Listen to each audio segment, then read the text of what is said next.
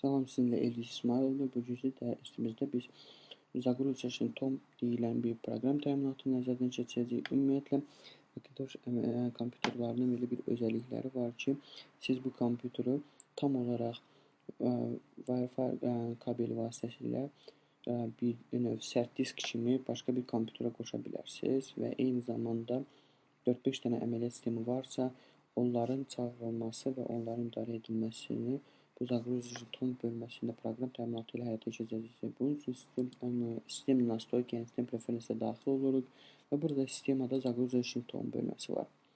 Burada təbii ki, tam olaraq 2 yerə bölünür. 2 yerə bölünür bu Zagruzaşın Tom.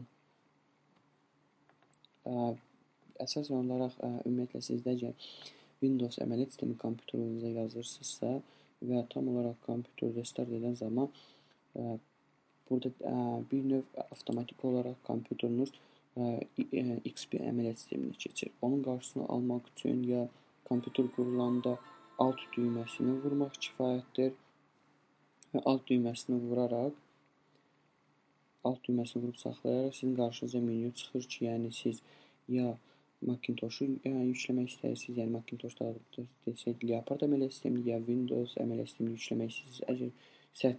Əgər CD-ROM-da başqa bir disk olarsa və yaxud CD-dən yükləməyi seçə bilərsiniz.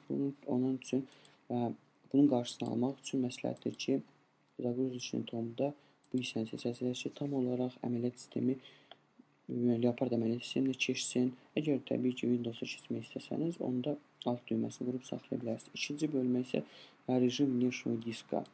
Bu nə üçün lazımdır? Rejim внешнего diska vuran kimi sizin kompüterinizə Firewire kabeli vasitəsilə başqa bir kompüterə qoşursunuz və rejim внешнего diska bölməsini vurduqda, düyməsini vurduqda qarşınıza çıxan düymədə bir Zagruzit düyməsini vurursunuz və kompüter restarta keçib və həmin öz kompüter tam olaraq sərt disk kimi digər kompüterə qoşulur və siz problemsiz bu kompüteri sərt disk kimi istifadə edə bilərsiniz. Bu nə verir sizə? Təbii ki, hər hansı bir informasiyanı köçürmək üçün və yaxud istifadəçinin akkauntunu tam olaraq köçürmək üçün bu tip məsələləri kömək edir.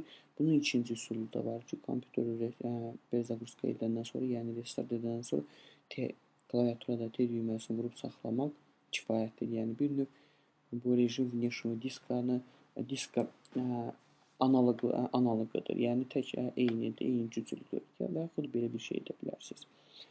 Bu dərsimizdə bu qədər. Diqqətinizə görə təşəkkür edirəm.